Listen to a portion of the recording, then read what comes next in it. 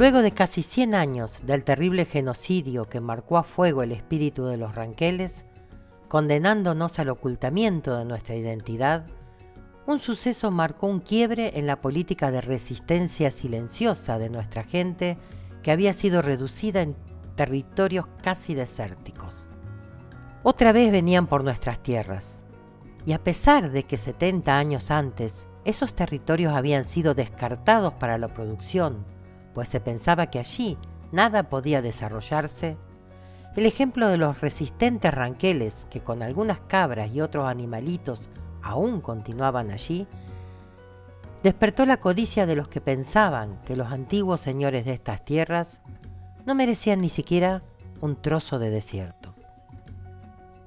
Pero esta vez los ranqueles no lucharían con la lanza y las boleadoras, sino con las armas modernas del cristiano, la pluma y el derecho.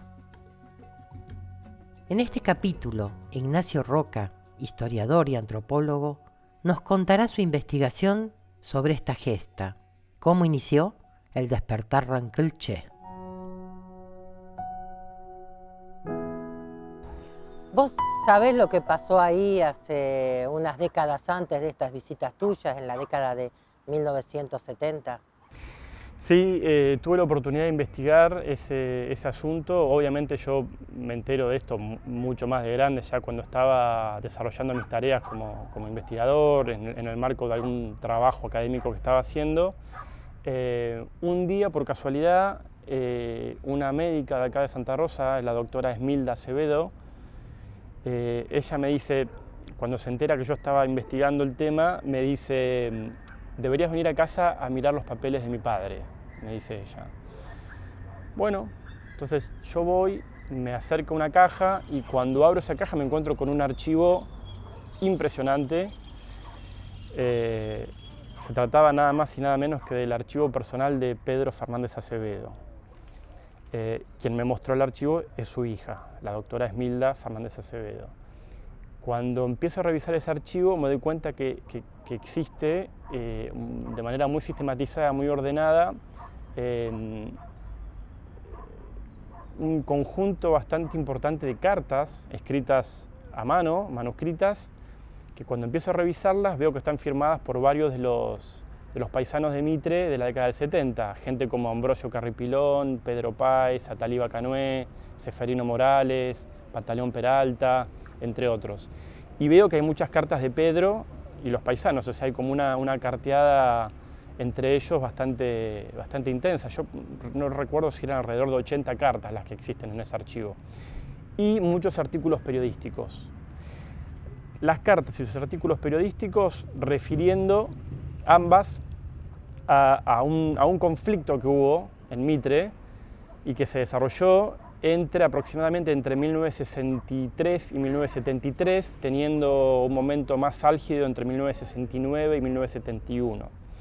Y el conflicto en cuestión tenía que ver con que había personas de Victorica que estaban tratando de hacerse con algunas tierras, algunas parcelas, algunos lotes de tierra dentro de la colonia Emilio Mitre, alambrarlas y poner mejoras y apropiárselas, ¿no?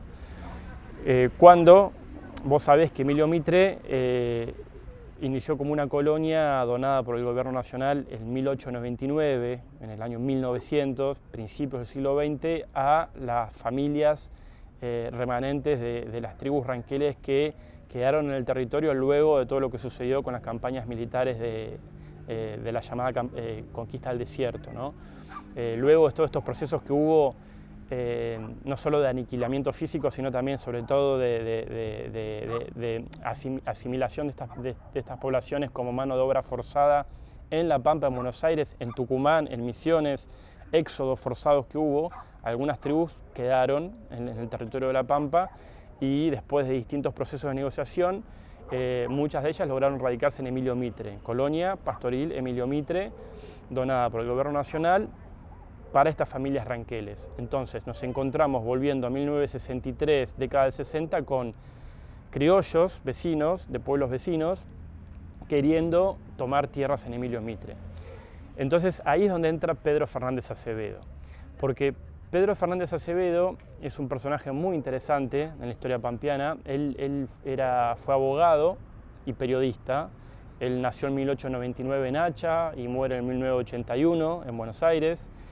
Y como periodista fundó el diario Gobierno Propio, un diario muy importante, cuyos ejemplares pueden encontrarse en el Archivo Histórico Provincial, acá en Santa Rosa. Y Pedro Fernández Acevedo fue un gran militante por la causa provincialista de La Pampa. Entonces, en su labor como abogado y como periodista, Fernández Acevedo tenía mucha cercanía y, según cuentan, también mucha empatía con la gente de campo. Así es como parece ser que entra en contacto con los pobladores de Emilio Mitre y comienza a representarlos, comienza a defenderlos como abogado. Entonces, en su archivo lo que se puede observar en esta gran cantidad de cartas que yo te decía es cómo entre los paisanos de Mitre y Pedro Fernández Acevedo articulan una estrategia de defensa para tratar de evitar que estas personas, estos pretendientes a tomar tierras en Emilio Mitre, lo hagan. Esa defensa, por lo visto y por los artículos en los diarios y todo, estaba basada justamente en la identidad Ranquel. Exactamente, exactamente.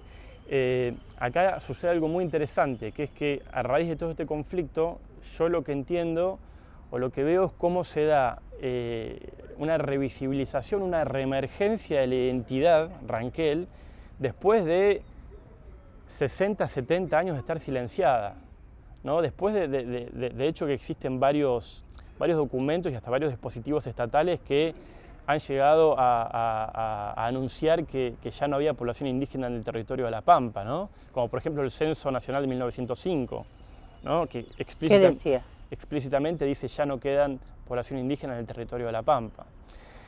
Digo, y también sabemos, esto lo hemos escuchado muchas veces de parte de muchos de los paisanos, que sus abuelos les decían que no digan, ¿no?, que son indígenas, o sea, todo este silenciamiento de la identidad, un silenciamiento estratégico podríamos pensar también, que se da durante la primera mitad del siglo XX, se rompe en 1966, cuando en el marco de estos conflictos y junto a Pedro Fernández Acevedo, los paisanos de Mitre comienzan a implementar una estrategia de defensa de la tierra basada, como decís vos, en su identidad. O sea, decir, nosotros somos habitantes de Emilio Mitre y Emilio Mitre es una colonia ranquel y nosotros somos ranqueles.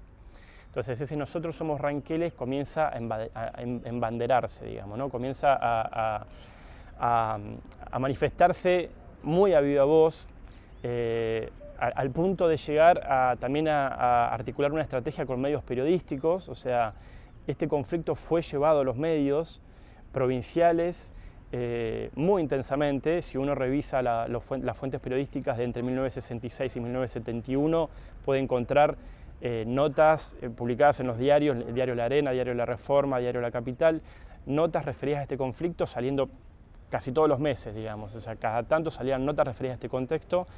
Yo creo que eso tuvo que ver con la estrategia que implementaron Pedro Fernández Acevedo junto con los paisanos, de llevarlo a los medios, de hacer conocer el conflicto, pero además, sobre todo, lo llevaron también a los medios nacionales.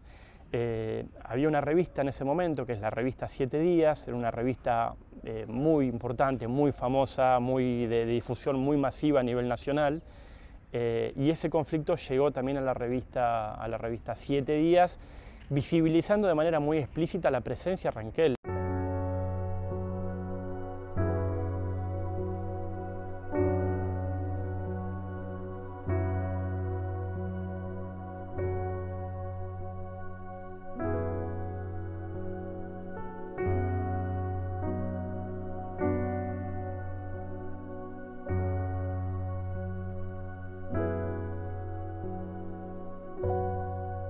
Tal es así que Germán Canué, quien desde mi punto de vista fue quien comenzó la organización política del pueblo ranquel en la segunda mitad del siglo XX, en la década del 90, él comentaba en entrevistas que en aquel entonces, en 1971, él trabajaba en Buenos Aires, estaba un poco alejado del oeste pampeano, pero al ver esa revista en Buenos Aires, el impacto fue muy profundo para él, le afectó emocionalmente de manera muy fuerte y, según comentaba él, significó para él como un despertar o o lo movilizó. Un llamado a la lucha. Lo movilizó tanto.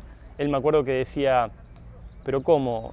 Nos enseñaron que nosotros no existíamos más y de repente ahora estoy viendo en medios nacionales que están hablando de mis pagos y de mis paisanos y que están diciendo que existimos. Entonces, él a partir de entonces vuelve a La Pampa y comienza su trabajo, su intenso trabajo político, que bueno, es para un capítulo aparte.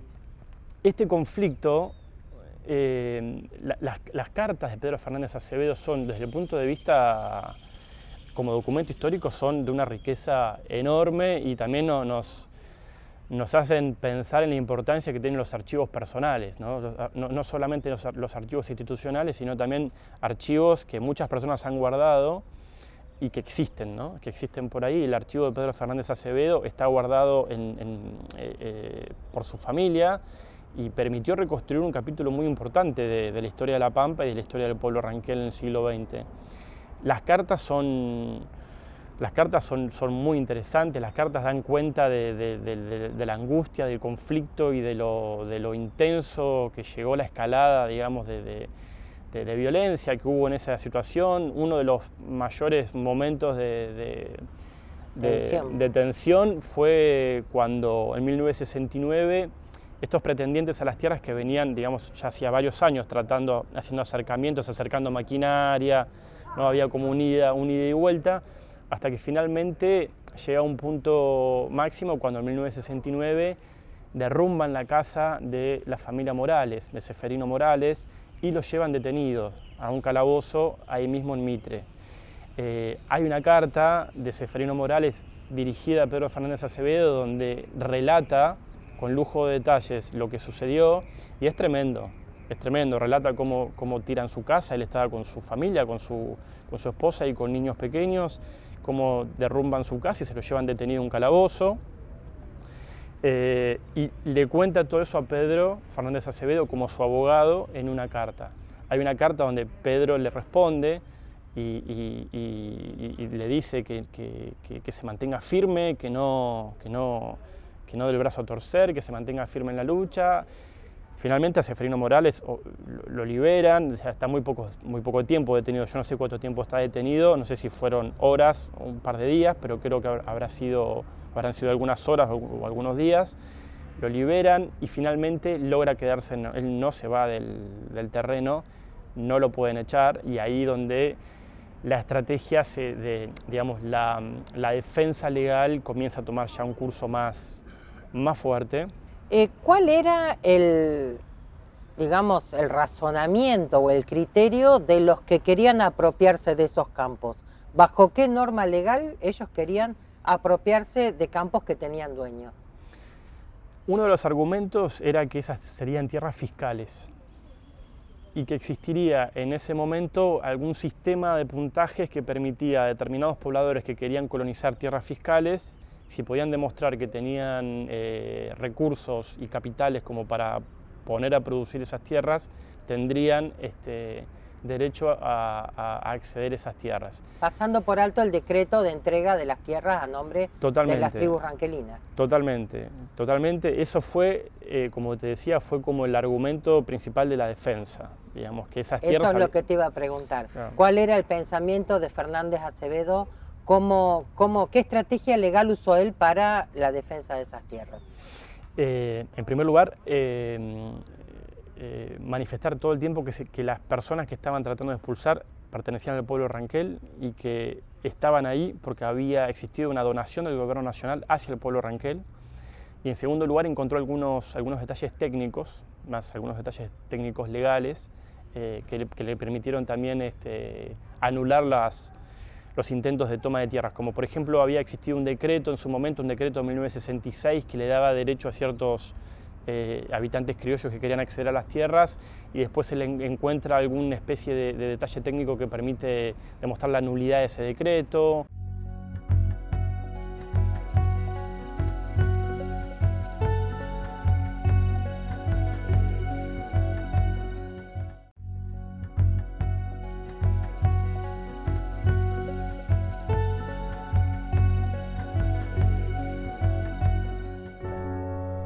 Por primera vez los ranqueles cuentan con un abogado a su favor. don Fernández Acevedo, quien tomó partido ante la injusticia y decidió defender a los ranqueles que están siendo expulsados. De todas formas, a Ceferino Morales nunca le pagaron por la destrucción de su casa ni se la reconstruyeron. Usar las leyes para defender a los ranqueles. Esto implicó una estrategia no solo jurídica, sino mediática y de gestiones que llevaba embanderada la propia identidad ranquel. La propia identidad para detener los avances de la predación con el propio derecho como arma. ¿Cómo se soluciona este tema, Dmitre? Yo diría que no se soluciona, que nunca se solucionó. Un desenlace que hubo inmediato fue que, como te decía, ellos comienzan una defensa muy intensa, mandando muchas notas a medios periodísticos, pero también pidiendo audiencias constantemente con los poderes, con los funcionarios de los gobiernos tanto provincial como nacional. No olvidemos que estamos hablando de 1969, un momento donde existía un gobierno de facto, estaba en el poder el grupo liderado en su momento por Onganía, la llamada Revolución Argentina. Los paisanos piden audiencias acá en Santa Rosa con el gobierno provincial, pero también le mandan una carta a Onganía, quien en ese momento era el presidente de facto. Hay una carta también presente en el archivo de Pedro Fernández Acevedo, una carta original, muy interesante porque está firmada en 1969, está encabezada en lengua ranquel, y ya ahí uno puede observar cómo ellos se denominan a sí mismos nación ranquel, lo cual es como antecedente es muy interesante porque eso es una estrategia que se retoma en los 2000 en adelante, ¿no? El hecho de presentarse como nación, como también en distintas instancias legales. Y esa carta está firmada por muchos de los paisanos de Mitre, firmada con firma y en algunos casos con huella dactilar. Otra cosa que te quería contar que se desencadena en este conflicto es en 1969 el gobierno provincial, de facto, repito, no olvidemos que se trataba de un gobierno militar, un gobierno de facto, pone en marcha lo que llamó el Operativo Mitre. El Operativo Mitre fue un operativo de índole desarrollista, o sea, donde lo que se buscaba era abordar de manera integral la situación social, cultural, económica, etcétera, en la colonia Emilio Mitre, como para poder llevar soluciones.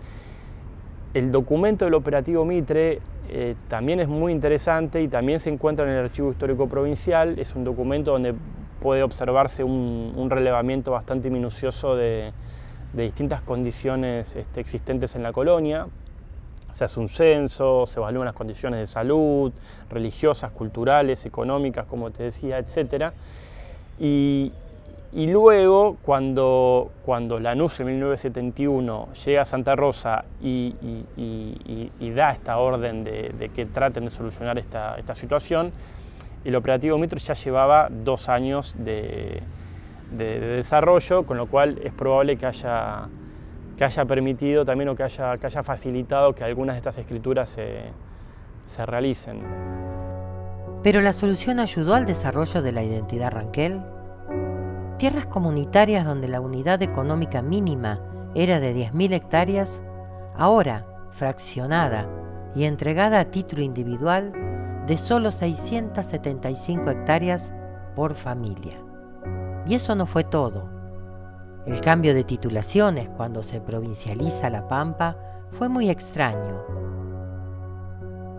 Hay un caso ampliamente difundido de conflictos por tierra a raíz de que los que relevaban los campos pasaban por un puesto y preguntaban si esa tierra era de ellos, y no pasaban por los verdaderos herederos del campo, y así cambiaban la titulación del que vivía prestado en desmedro del que había heredado de su padre. Todo esto sucedía sin el conocimiento de una de las partes. Aún hoy en litigio, la provincia no se hace cargo de esos errores cometidos en los comienzos de la provincialización. Otro otro suceso interesante en el medio de todo este conflicto es que en 1971, si no me equivoco, es cuando Lanusse, que es creo que es el tercer presidente de la Revolución Argentina, del gobierno de facto, en 1971 Lanusse visita La Pampa, viene a Santa Rosa y los paisanos vienen y él los recibe. Y ahí Lanusse, en un acto público en la Casa de Gobierno de Santa Rosa, da la orden a los funcionarios provinciales de que mande escriturar las tierras a favor de los paisanos, como para tratar de cerrar este conflicto. Leyendo las cartas de Pedro Fernández Acevedo, uno puede observar que muchas de esas escrituras se hicieron y muchas no, con lo cual, por eso te decía que el problema se resolvió a medias. Porque luego el hecho de no tener tierras escrituradas permitió que el despojo continúe, ¿no? Hubo gente que vendió, que se aprovechó mucho y que compró las tierras de manera yo tengo relatos de que por una bolsa de azúcar y una bolsa de harina les hacían firmar escrituras. Exacto. Y otros que moría el padre y el hermano que estaba en el campo, a pesar de haber 5 hermanos más, vendía el campo como único propietario sin ningún tipo de revisión legal de esas escrituras, ¿no? O sea, exacto. Hay muchos campos que están mal apropiados. Exacto, existía toda una precarización, ¿no? En cuanto a la tenencia de esa tierra, ¿no? Y sobre todo el hecho de darle 675 hectáreas a familias numerosas en un lugar donde la unidad económica en aquel entonces, por familia, creo que era de 10.000 hectáreas en aquel entonces. De 5.000. O sea, condenarlos al... Sí, el lugar más inhóspito y más alejado. Germán Canó en alguna oportunidad dijo nos enviaron al lugar al rincón más inhóspito de la provincia para escondernos, pero eso también nos jugó a favor, porque porque nos escondimos. Ahí aguardamos hasta que llegó el momento de volver a reemerger. Yo creo que fueron los paisanos quienes activaron eso, porque puede que este relato dé la idea o nos pueda llevar a pensar que todo esto fue más que nada gracias a Pedro Fernández Acevedo, o sea, un abogado que vivía en la capital provincial, pero creo que cuando uno analiza las fuentes está claro que fue un trabajo en conjunto. Y creo que había personas en Mitre, como por ejemplo Ambrosio Carripilón, que tenían muy en claro quiénes eran. Y que no iban a renunciar. O sea, ellos sabían de dónde venían, sabían que ellos eran ranqueles y sabían que esa tierra era de ellos. Y yo creo que eso se lo lograron expresarle, lograron hacerle entender eso a Pedro Fernández Acevedo. Y él también astutamente creo que entendió que había ahí una estrategia legal. ¿Cómo no pelear por el derecho a la tierra los descendientes de aquella grandiosa nación ranquelina que ocupara desde las costas del Atlántico hasta un poco antes de la cordillera y desde la línea del río Cuarto hasta el río Negro? ¿Cómo no gritar al mundo la injusticia del despojo y la aniquilación? ¿Cómo no tener derecho las comunidades ranqueles al menos a conservar parte de su territorio para poder seguir viviendo con nuestra propia cosmovisión? Pero pareciera que los distintos gobiernos que han pasado por este estado aún no toman conciencia del acto de genocidio perpetrado en nombre de la civilización.